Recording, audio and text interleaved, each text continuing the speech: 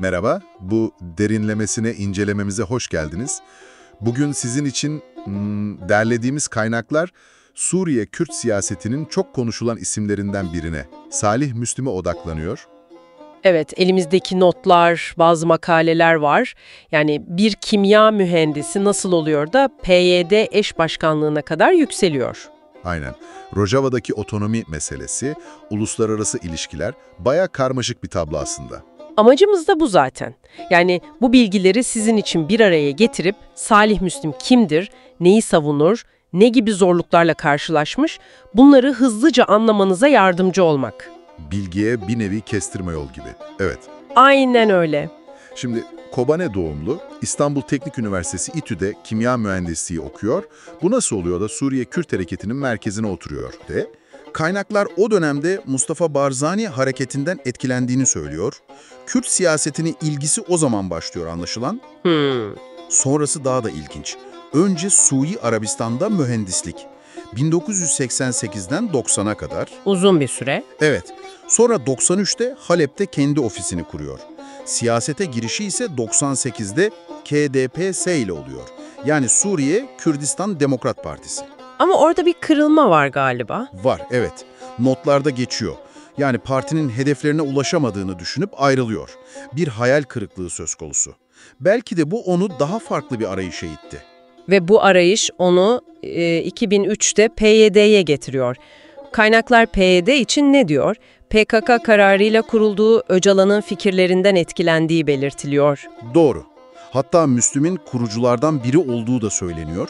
Sonra hızla yükseliyor. 2010'da lider, 2012'de Asya Abdullah'la eş başkan. Evet, bir ara veriyor ama 2022'de tekrar seçiliyor, 2024'te de görevi devrediyor. Tabii bu yükseliş Suriye rejimiyle arasını açıyor. Ciddi sorunlar yaşamış. Hapis iddiaları var. Kesinlikle. 2004 ve 2006'da hapis. Hatta işkence iddiaları da var kaynaklarda. Eşi Ayşe Efendi de hapsedilmiş. Bayağı zorlu bir süreç. Öyle. Baskılar artınca 2010'da Irak'a kaçıyor. Ama Suriye'de olaylar patlayınca 2011'de geri dönüyor. Mücadelenin riskini gösteriyor bu. Peki siyasi çizgisi ne? Bu Rojava modeli, demokratik özerklik, demokratik konfederalizm tam olarak ne anlama geliyor bu? Kaynaklara göre bunun savunucusu Müslim.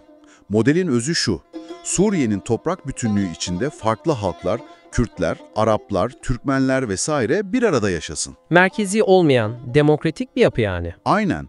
Kadın hakları, sekülerlik, yerel demokrasi vurgusu güçlü. Ama ilginç olan şu, bağımsız bir Kürt devleti hedeflemiyor. Bunu net söylüyor. Bu stratejik bir tercih mi sence? Öyle görünüyor.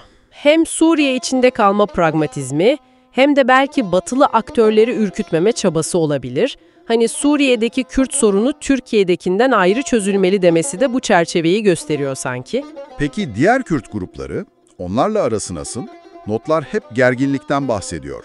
Özellikle Barzani'nin KDP'si ve onun Suriye kolu KDPSN- ile. Evet, o rekabet çok belirgin. Karşılıklı suçlamalar var. KDPSN- tarafı PYD'yi PKK bağlantısı ve tekelleşmeyle suçluyor.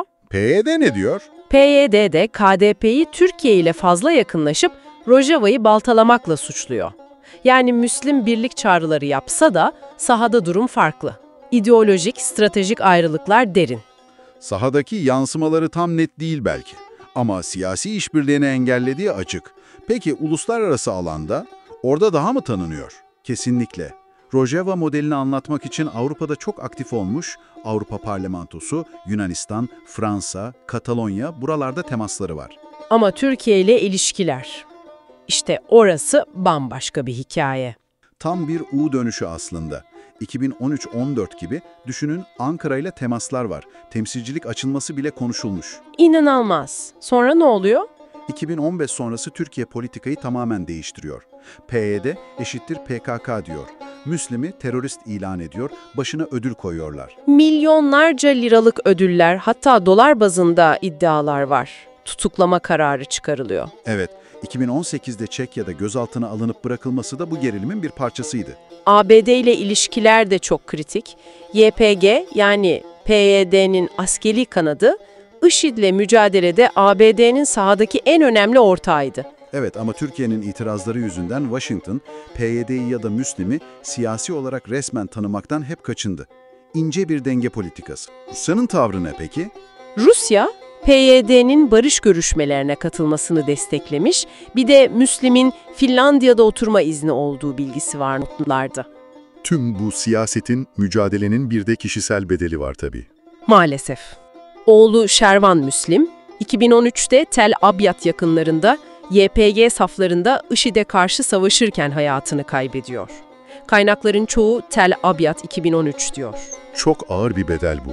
Hapis yılları, işkence iddiaları, sürgün, hedef gösterilme bunlar da var tabii.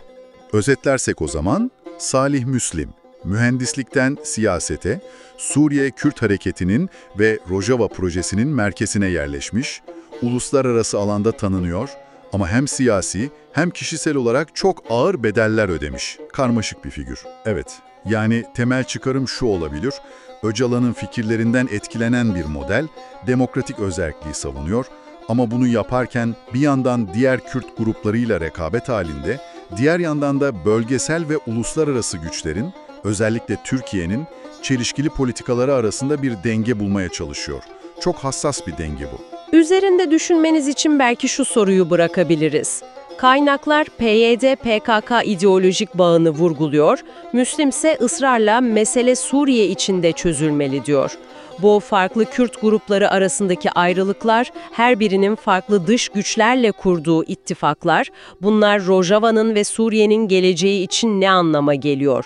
Ne gibi zorluklar çıkarıyor ortaya? Bu dinamikler üzerine düşünmek, konuyu daha da derinlemesine anlamanıza yardımcı olabilir gerçekten.